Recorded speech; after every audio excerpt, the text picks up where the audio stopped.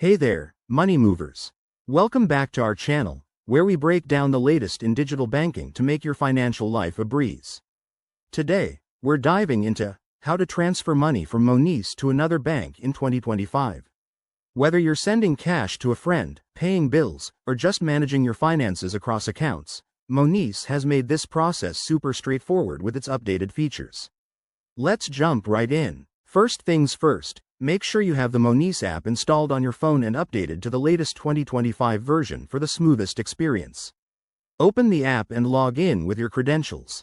If you're new, you'll need to verify your identity quickly. It's all about security these days.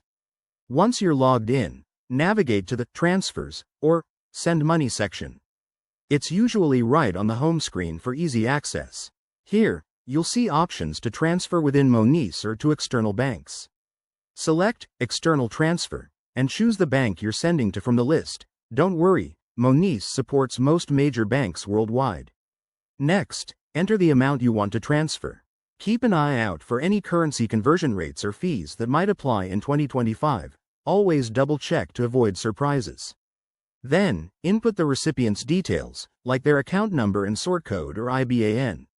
Monese will verify this info to prevent errors. Before you hit confirm, review everything carefully. You'll get a summary of the transaction, including the estimated arrival time. Most transfers are instant or take just a few hours now. Authorize the transfer using your app PIN, fingerprint, or Face ID for added security. And just like that, you're done. Your money should be on its way. A quick tip: if you're transferring larger amounts, consider checking Monese's limits and any daily caps to avoid issues. Remember, always transfer to trusted accounts to keep your funds safe. Thanks for watching. If this tutorial helped you out, give it a thumbs up, hit that subscribe button for more 2025 banking hacks, and drop a comment below if you have questions. Stay savvy with your money. See you next time.